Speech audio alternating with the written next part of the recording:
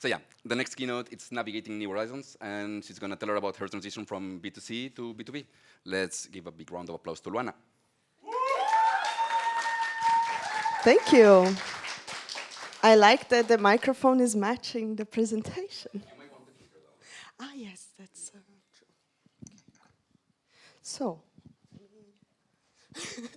thank you so much for attending. I am Luana. I work at GetYourGuide, leading a team on the B2B experience. And from the dynamic world of B2C, where customer centricity is the norm, I'm going to take you through the journey to the intricate maze of the space of B2B experiences, where there's a lot of revelations, challenges, and opportunities that I experienced this year when I just first got in contact with this kind of product. And before I deep dive into it, I would like to ask, just to set up the context, and because everybody asks a question, so I also have to do that. Who here have experience designing or leading a team of B2B products? Great, everybody. That makes it even more challenging. But okay, so I hope that I can bring you some thoughts on how to inspire your teams, on how it can be amazing to work with such a complexity. But first, let me tell you a little bit about myself. I'm Lua. You can also call me Lua. Like moon in Portuguese. I come from Brazil, from a very small countryside town near São Paulo. And why that's important? Because there was nothing there to do. And I was very lucky to be able to see the skies very clearly. So my father, around my 7 years old, started to do something that really inspired me for my whole lifetime. So there was this grass field near my home, and we would go there every night, lay down in the grass, watch the stars, and he would always tell me something I didn't know. So that was the game. We would go there, he would tell me something about either the space or any kind of curiosity that I didn't know before. And that drove me nuts, because that instigated me to, to be a very curious mind since, very young. And I have a quote here from Carl Sagan. I hope that you know Carl Sagan, and very inspiring astrophysicist, and that really resonates with me, and I think that really resonates with the talk I'm going to be sharing with you today. So I didn't become an astronaut, neither an astrophysicist, as I actually wanted to when I was young. However, my curiosity drove me to a different path. So my father passed away when I was 10, and that was, of course, very unfortunate. But I had the chance to meet another person that really influenced my career. So my stepfather was the first engineer of my countryside city, and he had a developer's lab. And my father figure was gone. I wanted to impress him so much, and I found this book laying down his table, Visual Basic 6 for Dummies. I had no idea what I was, but I read it in a month, and I created my first product when I was 13 years old. And that defined me in everything around me. I'm a self-taught designer. I learned by doing, and my curiosity moves me. And that, as I said, I was not an astronaut, I didn't went to space, but I had a multiverse of experiences. I was very lucky to work on consultancy called Fjord, where I had the chance to work with very big brands, very big companies in South America. I worked there for 4 years, and then I moved to Berlin to work at Zalando for 4 years, and that's where I started to lead my first team. So this year, I decided to take a completely different journey because, yes, I was already leading a team and I was already working with digital products, but I decided to take the first step to lead a team on the B2B side. All my experience so far have been only on B2C products. So let me take you through this journey, through the space of B2B. And I'm going to share with you my learnings as a newbie on that space, but also my learnings on how to motivate my team on getting more curious about this space. And yeah, B2B, a bit late. So I'm going to be quickly introducing GetYourGuide. I'm going to also be talking about the familiar B2C and how familiar can be B2C. I also will be talking about the uncharted B2B, and I will touch on the topic of the importance of systemic thinking when designing B2B products. And I will talk about alternative research methods that my team developed on the last months in order to collect user insights. And I will close with how B2B can be a blank canvas of opportunities, and finalize it with the importance of hand-holding stakeholders. So let's dive into it. First, GetYourGuide. So GetYourGuide, our purpose is to fuel life with moments of discover and wonder. So basically, we are a marketplace, and we have currently today 75,000 curated tours and activities. We have 17 regional offices around the world, 500 employees, and 500 only here in Berlin. And we got an amazing funding of $194 million this year. And we have 60,000 suppliers, which is basically the B2B experience. GetYourGuide is defining a new category of marketplace. So if you want to know what you want to buy, you would go to Amazon. If you want to know what to watch, Netflix. If you want to know what to do, you can go to GetYourGuide. Now that you already have the context of what is the company that I'm working on, let's deep dive on the next topic. So B2C, or designing for end customers, have always been familiar to me. I don't know about you, but how many of you could use or could be considered a consumer of the product you designed when designing for B2C experiences? Right. So almost it's half. But for example, at GetYourGuide, I'm a traveler myself, so I could easily book a trip. In my trip to Seville, I could easily go through the app and book a experience and test the product myself. But in B2C, we often can experience products ourselves. This is me in Sevilla after booking this experience. However, that's not what I'm going to talk today. I'm going to talk about the uncharted world of B2B. So I'm not on this journey alone. I am leading an amazing team of content designers, product designers, and content designers. And at least half of the team is also new, and also new to B2B. And that was a big challenge for us, because not only we had to onboard on a whole new type of product, we also had to do it very fast, because we are a very fast-moving company. I think probably many companies today are on the same pace.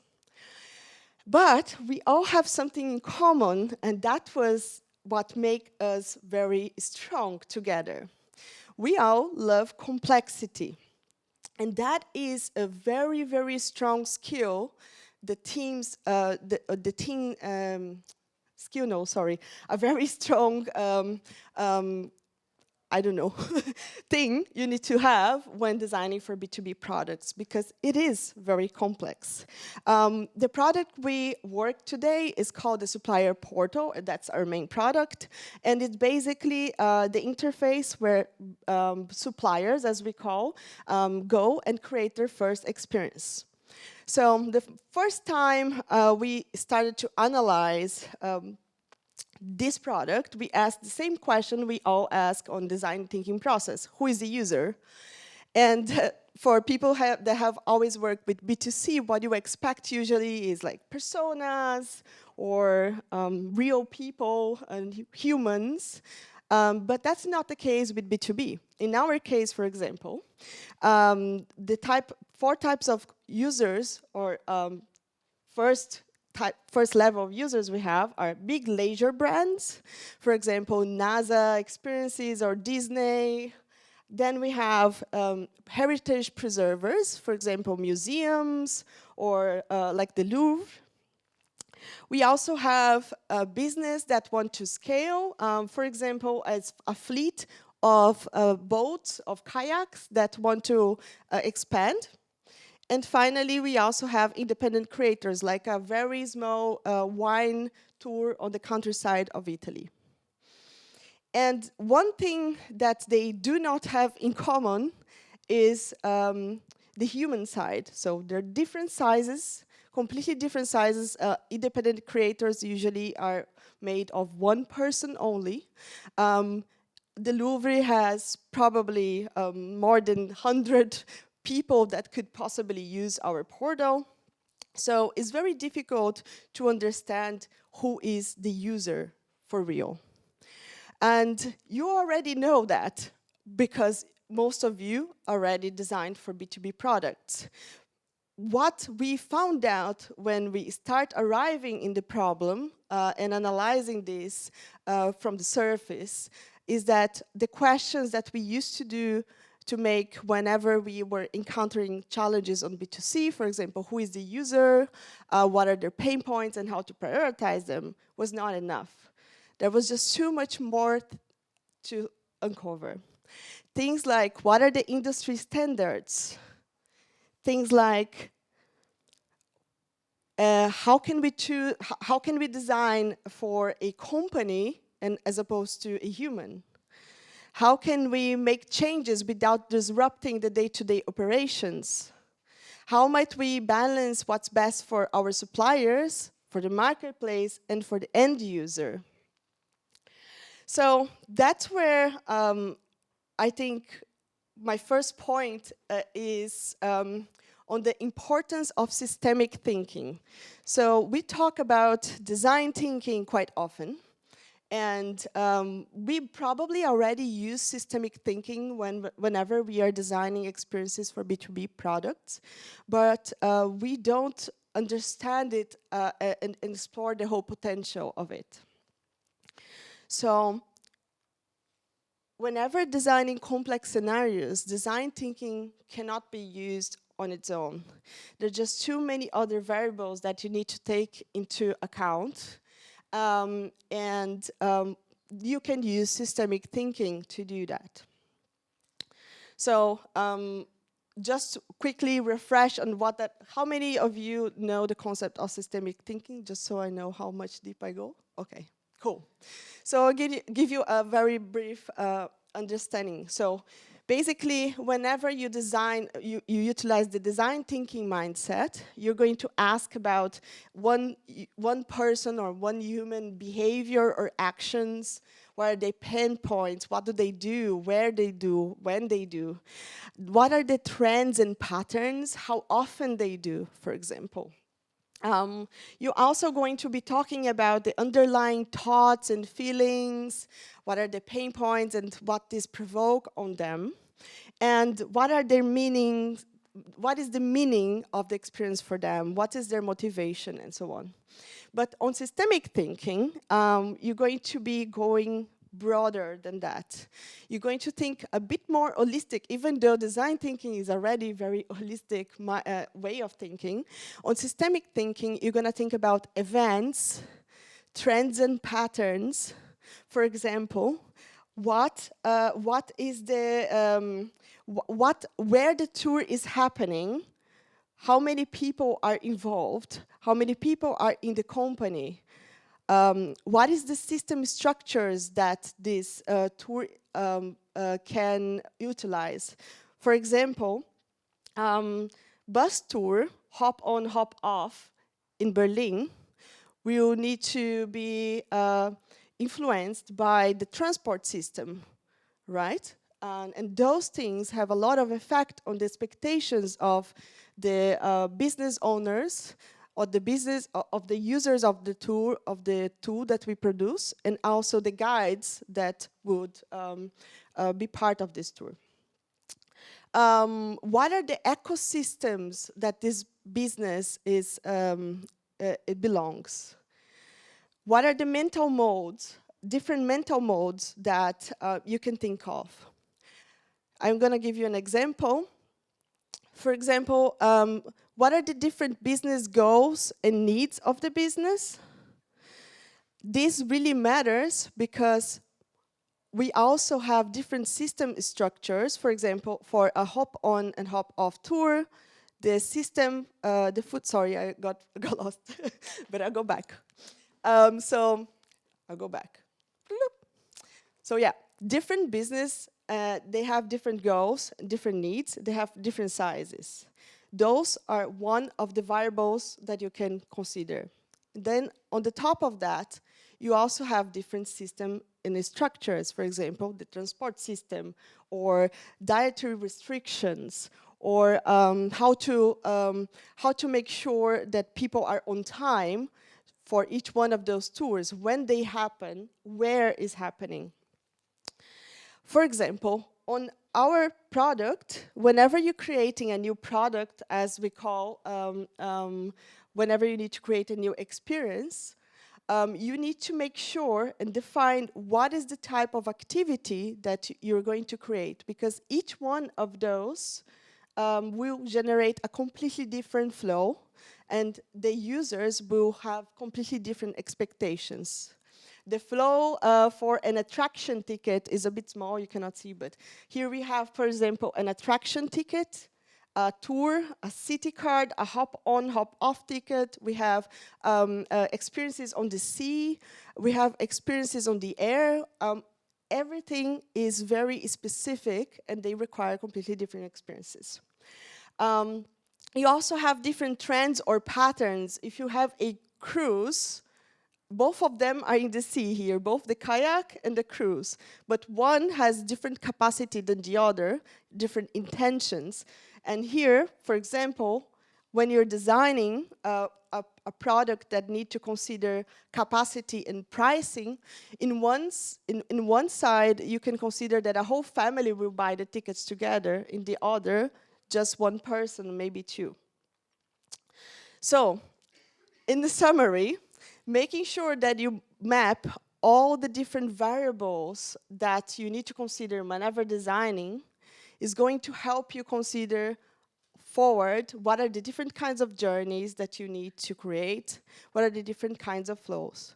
So what we did from the beginning, the team started to write down everything that would change what they taught in a big Figma jam. And over time, this grew into a massive ecosystem full of different variables. And now every time we design, we look at this and make sure we didn't forget anything, that everything is following different systems. So for example, here we have external factors. What are the external factors that can impact a user journey? We have political stability, we have travel regulations, we have environmental concerns, we have weather conditions, we have cultural differences. The segmentation, for example, are they art galleries, walking tours, museums? Are they food experiences? What are the variables that you need to be considering? What is the location, the capacity? What is the availability and duration, the seasonality? And finally, there are different roles you need to consider when designing for businesses. Is this an executive profile? Is this an operational profile? Is this a technical or financial profile? So, with that said, make sure that your teams map all the processes, all the questions that they have along the way, so they can come back to it. Because working with complexity, you often can get lost. So I'm going to go to the next topic, which is alternative approaches to research in B2B. So the truth for the B2B world, and I also exchanged these ideas with some people here, is that investment, the UX investment on the B2B world is not as strong as in the B2C world. And that already adds a lot of implications. First, budget for recruiting, but even more than that, not only budget, also the availability of users is much smaller than in B2C products. Why? Because most of them are always very busy doing their operational tasks. They're also very expert, so the amount of people available to give you time is just much less. So whenever, the moment we started our journey at GetYourGuide, looking for alternative ways to reach out to our users, we started to look inside. So first, hearing the voice of the specialists within the organization really will optimize what are exactly the questions you need to ask. And here, we did not only talk with customer care, we did something that often is even denied by designers, which is talking with sales representatives. So leveraging the knowledge of sales representatives really scaled our understanding of real users and also the choosers that I'm going to talk in a second. So other thing that we really need to leverage is, of course, we need to talk with users as much as we can, but do we really need to talk all the time? Just following up on the talk that Brad just gave, we have a lot of knowledge already. We have principles. Can we leverage those to make sure we can identify pain points and save time so we can go to users only when needed? We executed a UX audit early on in the year because the access to users was very difficult. We would recruit, but they were often be not on the right segmentation, and the time to recruit was just so long. And by leveraging a simple UX audit and using principles, we could deliver a lot more impact than just wait and really try to reach out to them. And finally, inviting the closest business owners and users for roundtables. So in our case, we make sure to find the users the business who were already engaged in previous research and that were very excited about the product. And then we make sure that would create a relationship with them and have them constantly providing feedback. So last but not least, I think that was the most helpful way to collect user insights. Usually B2B products have a specific expertise, and there's usually specific industry conferences where you can attend. This was the most strong way of collecting user insights for our team. The research team of one person with the support of product managers and the UX designers went to conferences and make sure that we could collect the right insights that we're missing. Right, so I'm going to now talk about designing for choosers and users. What's that? So going back to this very complicated slide, when we see here the roles specifically in the right side, you can see that some of them are executive profiles, who are the ones that will choose your platform. And you have other people who are the day-to-day operations, the people from the finance team, the people from the market and sales, and they are not the same person. They have different experiences. And you need to know when is the right time to design and to communicate with one and the other. So if you are going to a mission, to space, and you need to create a product for the CEO of a company, you need to make sure that you collect all the data possible from the CEO, but you also listen to the astronaut that's going to use the rocket, and you also have to listen to the engineer.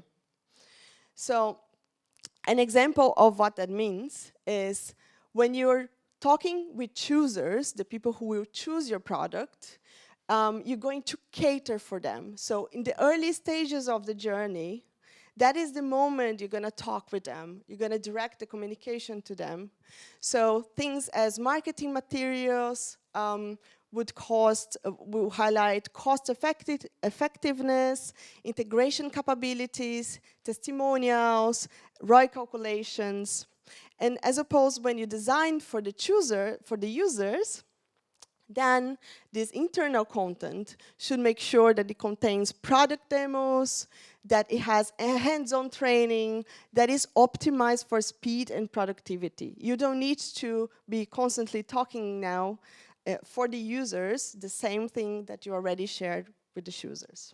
So making sure you're prioritizing when is one or the other, whenever you're designing your product, really helps having the right mindset.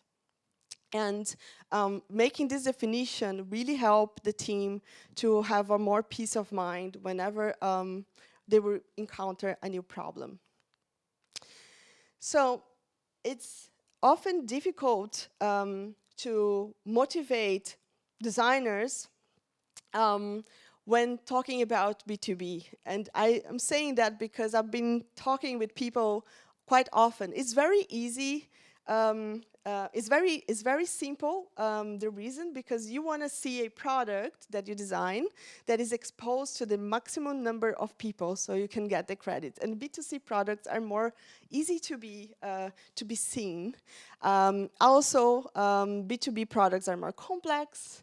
They have less investment, and maybe the design team is less mature.